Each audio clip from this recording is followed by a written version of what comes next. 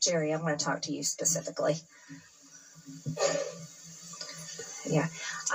You're the aunt of Matthew Perna, who committed suicide. This is the January 6th. The agony. She's asking about the January 6th guy that committed suicide in jail. The persecution. The prisoner for the January by the 6ers. Department of Justice. Was Matthew Graves the prosecutor leading the investigation into your nephew? Yes. Yes. The Matthew Perna, for everyone here, if you don't know, I'm sorry, Matthew Graves is the attorney for the Department of Justice that leads the investigation into many of you.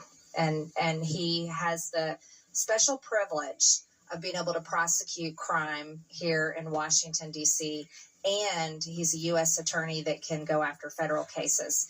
He ignores 67% of the arrest here in Washington, D.C., but focuses and harnesses his office and their efforts on people like your nephew, people like you, John, people like you, Brandon, so many others. And it's shameful. So, Jerry, I'm just going to ask you a few questions. And I'm sure you're speaking on behalf of Matthew and all of your family. Yes. If Matthew was here today, what do you think he would tell Congress that we need to do? What would he tell Matthew Graves that should happen? Well, many of the things that he would say are the very things that are in the bill that you co-sponsored. The overreach of power, the change of venue. First of all, the change of venue. Let's look at that one. Because had Matthew been able to even fathom a fair trial, he would never have pled guilty. And that is what's going on with these defendants that are pleading guilty. They really have no choice. They know that they're not going to face a jury of their peers. And so they plead guilty. Why are they subjected to no change of venue? That is such an important aspect here. You wouldn't have the guilty pleas that you are having if they were given a chance at a fair trial. So they plead guilty, and not only are they already guilty in the court of public opinion, now that they've pled guilty, they're persecuted even more. Well, he must have done it. And that's what my nephew faced from his community, from the local media, from the national media. Well, he pled guilty. My nephew, when he called me the week that he hanged himself, he said to me on the phone, just sobbing, "Aunt Jerry, I must be guilty. I must be guilty. They're telling me I'm guilty. Everybody thinks I'm guilty." He was at that point where he actually believed it.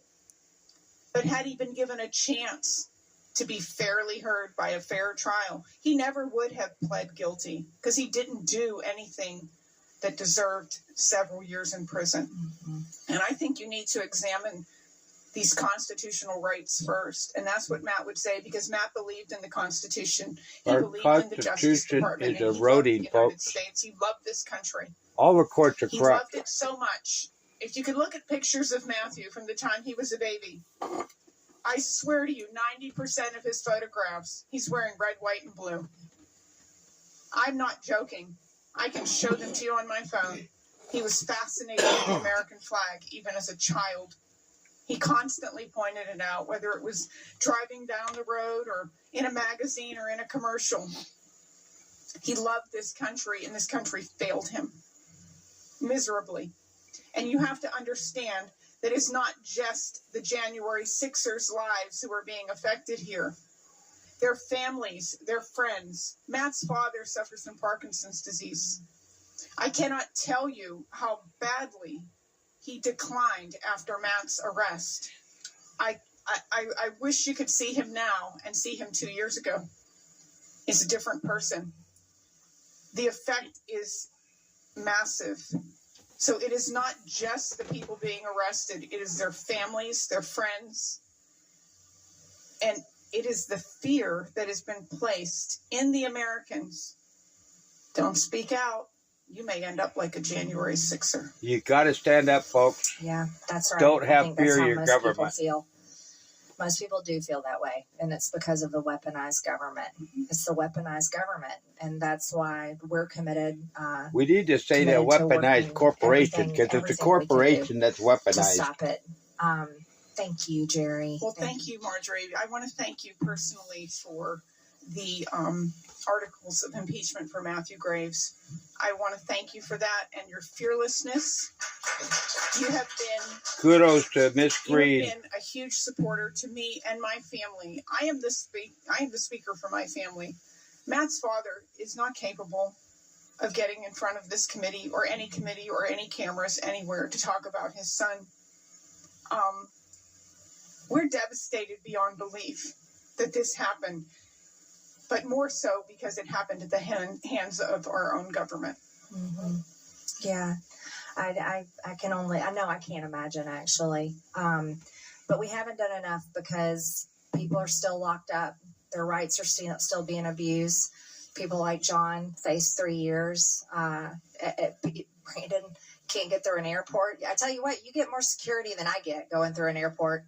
And that's backwards, completely backwards.